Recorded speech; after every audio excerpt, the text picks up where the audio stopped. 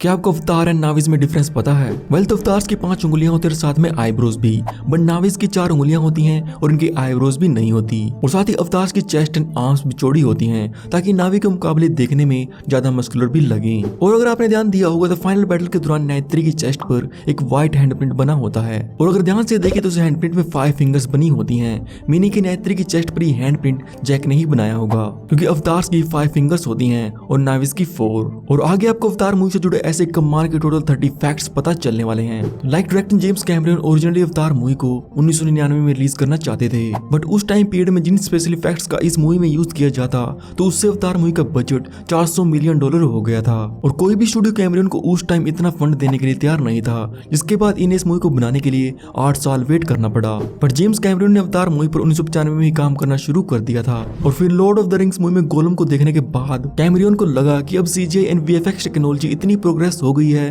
कि वो इस मूवी को बना सकें। और फिर अवतार की शूटिंग कंप्लीट होने के बाद इस मूवी के विजुअल एंड सीजीआई इफेक्ट्स को कंप्लीट करने में 4 साल लगे थे। एंड अवतार मूवी की शूटिंग से पहले डायरेक्टर जेम्स कैमरन इस मूवी के कास्ट एंड क्रू मेंबर्स को 2 दिन के लिए हवाई के जंगलों में लेकर गए थे ताकि ये सभी अपने अपने रोल्स के लिए प्रिपेयर हो सकें और इन्हें एक आइडिया लग जाए कि इनके कैरेक्टर मूवी में कैसे एनवायरनमेंट में रहने वाले हैं, क्योंकि फिल्मिंग सेट पर ये सभी सीजीआई से किया जाना था। और इस ट्रैकिंग के दौरान इन सभी एक्टर्स को इनके कैरेक्टर्स के हिसाब से कॉस्ट्यूम्स पहनाकर इनसे सीन्स भी करवाए गए थे। एंड एक्ट्रेस जोई सैलाडानो को अपने कैरेक्टर यानी नाइत्री के हिसाब से एक एलियन टेल भी पहननी पड़ी थी। एंड मूवी में जितने भी एक्टर्स ने अवतार एंड नाइव्स को प्ले किया है तो उनके लिए स्पेशल हेलमेट्स तैयार किए गए थे जिसमें लग कैमरा की मदद से इन सभी क्लोजअप्स एंड फेशियल एक्सप्रेशन को कैप्चर किया जाता था, स्पेशली इनकी आईज को। एंड नाइत्री के सभी सीन्स को एक्ट्रेस जोई सैलाडानो ने खुद ही परफॉर्म किया था और उनके हर एक सीन को कैप्चर करने और फिर उसे कंप्लीटेड नाइत्री में ट्रांसफॉर्म करने के लिए लगभग 1 साल लगा था। और साथ ही इस मूवी के लिए स्पेशली एक वर्चुअल कैमरा क्रिएट किया गया था जिसमें जेम्स कैमरन रियल टाइम में फिल्मिंग के टाइम एक्टर्स को इनके अवतार फॉर्म में देख सकते थे,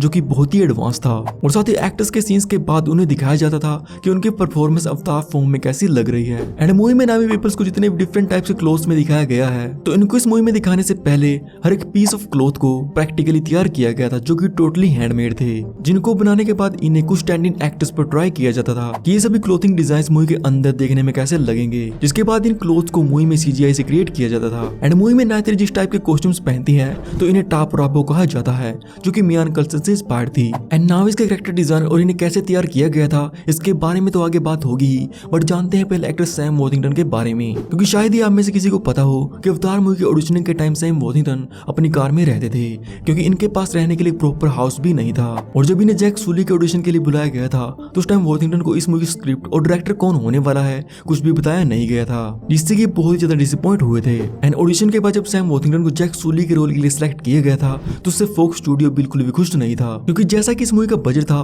तो उस हिसाब से वो इस मूवी में एक जाने माने और बिग स्टार को कास्ट करना चाहते थे, जिनमें एक्टर मैट डेमन को भी ये रोल ऑफर किया गया था। जिसके बाद कैमरन ने फॉक्स को कन्विंस करने के लिए वॉशिंगटन के साथ ही टेस्ट फुटेज तैयार की थी ताकि वो उन्हें कन्विंस कर सके। We will send them a message that they cannot take whatever they want and that this is our land. और इसे देखने के बाद फॉक्स ने एक्टर सैम वॉशिंगटन को एज जैक सूली अप्रूव किया था। एंड जैक के वीडियो लॉग्स के अकॉर्डिंग पेंडोरा पर ये पूरी स्टोरी या कह सकते हो पूरी मूवी 96 डेज के अंदर होती है, क्योंकि पेंडोरा पर आने के बाद जैक अपने फर्स्ट वीडियो लॉग को 19 मई 2154 को रिकॉर्ड करता है और अपने लास्ट लॉग को 24 अगस्त 2154 को, जिस दिन जैक का बर्थडे भी होता है। और आप इस टाइम गैप को मेजर करने के लिए जैक की लुक्स में डिफरेंस भी देख सकते हो। एंड मूवी में जैक के जिन पैरालिसिस लेग्स को दिखाया गया है तो एक्चुअल में इन्हें प्रोस्थेटिक से बनाया गया था। एंड सैम वॉशिंगटन की रियल को व्हीलचेयर की साइड में रखा जाता था, जिन्हें बाद में पोस्ट प्रोडक्शन के टाइम डिजिटली रिमूव किया जाता था। और यहाँ तक कि मूवी में डॉक्टर क्रेस को जिस सिगरेट को पीते दिखाया गया है तो एक्चुअल में ये भी कंप्यूटर जनरेटेड सिगरेट थी, जिसे हर एक सीन में सीजीआई से क्रिएट किया गया है। और इस मूवी में जितना ज्यादा सीजीआई का यूज किया गया था तो ये उतनी ही ज्यादा प्रैक्टिकल भी थी, क्योंकि ह्यूमन वर्ल्ड में जितनी भी मशीन्स एंड सेट्स दिखाए गए हैं like link room, guns, machines, link ports etcetera, तो ये सभी प्रैक्टिकल थे जिन्हें एक्चुअल में बनाया गया था। तो आप अवतार मूवी को 40% live action and 60% photo realistic CGI based movie कह सकते हो। वेल तो डायरेक्टर जेम्स कैमरन के अकॉर्डिंग नाविज का ब्लू कलर गॉड विष्णु से इंस्पायर्ड है, जिनके कई सारे अवतार्स हैं। इससे कि आई थिंक इस मूवी का टाइटल भी इंस्पायर्ड है। और अवतार एक संस्कृत वर्ड है जिसका मीनिंग इनकारनेशन होता है, जिसे रिप्रेजेंट करते हुए मूवी के एंड में जैक सूली को उसकी ह्यूमन बॉडी से नावी बॉडी में री इनकारनेट होते दिखाया गया है। और मूवी में दिखाई नावी लैंग्वेज को स्पेशली इसी मूवी के लिए क्रिएट किया गया था, जिसके लिए जेम्स कैमरून ने डॉक्टर पॉल फ्रोमर को हायर किया था, जिन्होंने नावी लैंग्वेज के अराउंड 1000 वर्ड्स क्रिएट किए थे, जो कि किसी भी ह्यूमन लैंग्वेज से टोटली डिफरेंट थे। एंड अवतार मूवी पर वर्ल्ड के टॉप 20 क्रिएचर डिजाइनर्स ने मिलकर काम किया था, जिसमें इन्होंने character designs, landscape designs, hardware, AMP suits और यहाँ तक कि हेलीकॉप्टर्स को भी डिजाइन किया था। और इन सभी के सिर्फ डिजाइन को तैयार करने में 18 महीने लगे थे, जिसमें पेंडोरा पर दिखाए गए सभी क्रीचर्स को 6 लेगेड दिखाया गया है। और साथ ही सभी एक्टर्स को उनके परफेक्ट अवतार फॉर्म में दिखाने के लिए इन सभी को एक हैवी मेकअप प्रोसेस से भी गुजरना पड़ता था, जिसमें इनकी अपर बॉडी को प्लास्टर टाइप प्रोस्थेटिक से कवर करके एक लाइफ कास्ट प्रोसेस किया जाता था, जिसके बाद इनका 3D स्कैन करके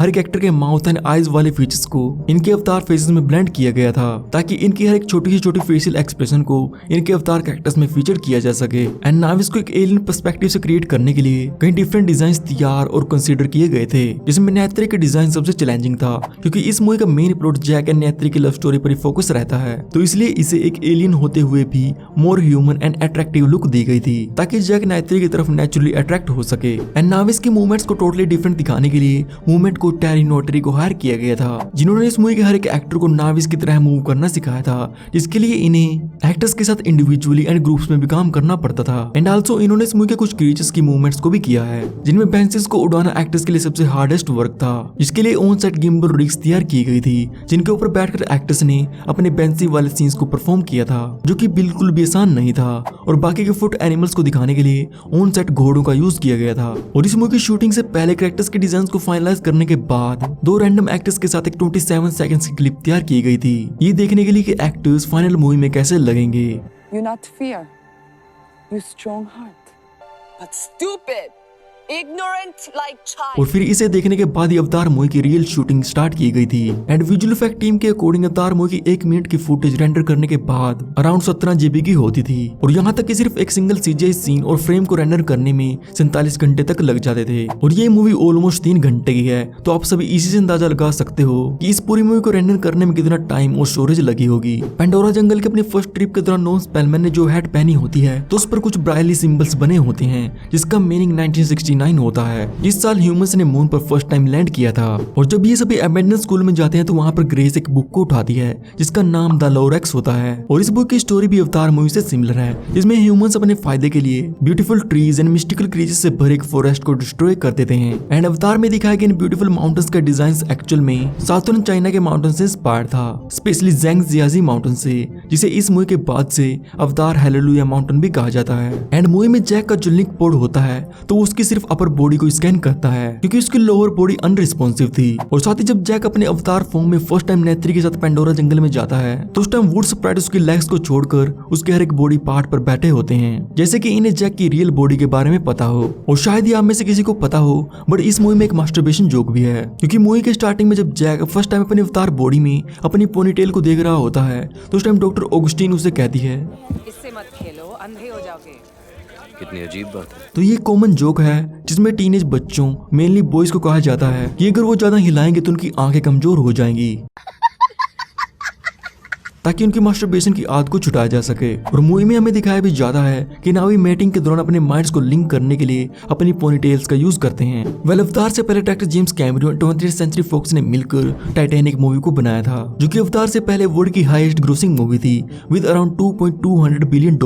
बट फिर भी फॉक्स स्टूडियो अवतार मूवी के बजट को लेकर डरा हुआ था, जो कि अराउंड $280 मिलियन के आसपास चला गया था, जो कि 2009 के हिसाब से बहुत ही ज्यादा था। और फिर फॉक्स को दिलासा देने के लिए जेम्स कैमरून ने उनसे ये प्रॉमिस किया था कि अगर अवतार मूवी फ्लॉप हुई तो वो अपनी डायरेक्शनल फीस भी नहीं लेंगे। And now it's the highest grossing movie of the world. और अगर आपको black panther Wakanda forever movie से जुड़े ऐसे कमाल के 30 फैक्ट्स के बारे में जानना है, तो आप सब मेरी इस वीडियो को जरूर देखना। इसमें मैंने इस मूवी के हिडन डिटेल्स, वकांडा एंड टालोकान के कल्चर के बारे में और साथ ही बहुत कुछ कवर किया हुआ है, सो गो वॉच इट।